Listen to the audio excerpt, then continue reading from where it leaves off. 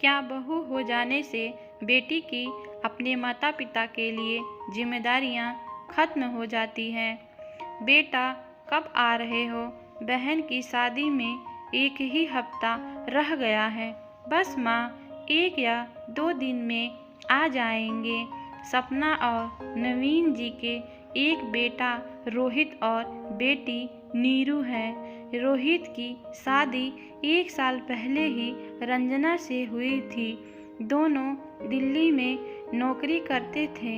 इस साल नीरू की शादी है, जिसकी तैयारियों में नवीन जी लगे हुए हैं। बीच बीच में रोहित भी शादी की तैयारियों का जायजा लेने आ जाता था।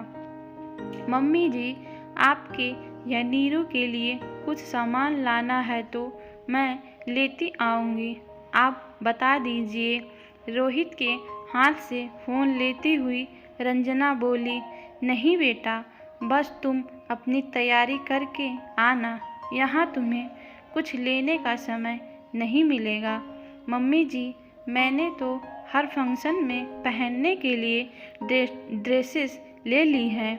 साथ में मैचिंग ज्वेलरी और चूड़ी सेट भी ले लिए हैं। बच्चों की तरह चहकती हुई रंजना बोली, हाँ भाई, दुल्हन की भाभी हो, सबसे सुंदर तो लगना ही चाहिए। चलो ठीक है, फ़ोन रखती हूँ। 2 दिन बाद रोहित का फ़ोन आया, पापा, रंजना नहीं आ पाएगी। उसकी मम्मी को मेजर हार्ट अटैक आया है। उसके भाई या भाभी को दूसरे शहर से आने में वक्त लगेगा। तब तक रंजना को उनके साथ हॉस्पिटल में रहना पड़ेगा। हमारी फ़्लाइट आज शाम की है, इसलिए मैं आ रहा हूँ। ऐसा कैसे हो सकता है कि ननद की शादी में बहू ना आए? एक ही बहू है हमारी, लोग क्या बोलेंगे? नीरू के ससुराल वालों को क्या कहूँगा? बहू का भाई देखे अपनी माँ को, ये उनकी जिम्मेदारी है। तुम बहू को लेकर तुरंत यहाँ पहुँचो। सुन रहे हो ना? नवीन गुस्से में बोले। तभी नवीन के हाथ से सपना ने फ़ोन ले लिया। रोहित, रंजना को वहीं रहने दो। इस समय समधन जी को किसी अपने की ज़रूरत है। रंजना रहेगी तो उनकी हिम्मत बढ़ेगी। अपनों का परिवार विश्वास हो तो इंसान जल्दी ठीक हो जाता है। लोगों की चिंता मत करो। उनके कुछ कहने के डर से हम अपनों को बीमारी की हालत में अकेला नहीं छोड़ सकते। बहू को कहना सब ठीक हो जाएगा, चिंता ना करें।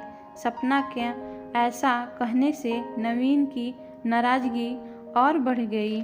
तुम्हें किसने कहा था बीच में बोलने के लिए?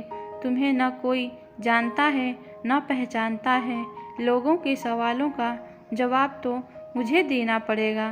क्यों? क्या मेरा बेटे बहू पर मेरा अधिकार नहीं है? और मैंने गलत क्या बोला? हर गलत बात को दोहराना ही क्या इस घर का रिवाज है? सपना का तीर निशाने पर लगा। नवीन की आगे बोलने की हिम्मत नहीं हुई, बस गुस्से में बड़बड़ाता हुआ चला गया। जानता था सपना किस बात का दर्द आज तक लिए बैठी है। सपना की आंखों में आंसू बहने लगे। उसे आज भी उन यादों को याद करना मुश्किल हो रहा था। उसके चचेरी ननद की शादी थी। उसी दौरान उसकी मम्मी की तबीयत भी बहुत ख़राब हो गई थी। जब उसने नवीन से माँ को देखने की जाने की बात की तो नवीन ऐसे भड़का था, सपना, तुम घर की पहली और बड़ी बहू हो। इस समय तुम्हारी ज़रूरत यहाँ है, वहाँ तुम्हारा भाई है, वह देख लेगा। तुम्हारा फर्ज पहले ससुराल के लिए है, न कि मायके के लिए। उसने बड़ी आस भरी नज़रों से सासू माँ की तरफ देखा, पर उन्होंने भी उनका साथ नहीं दिया।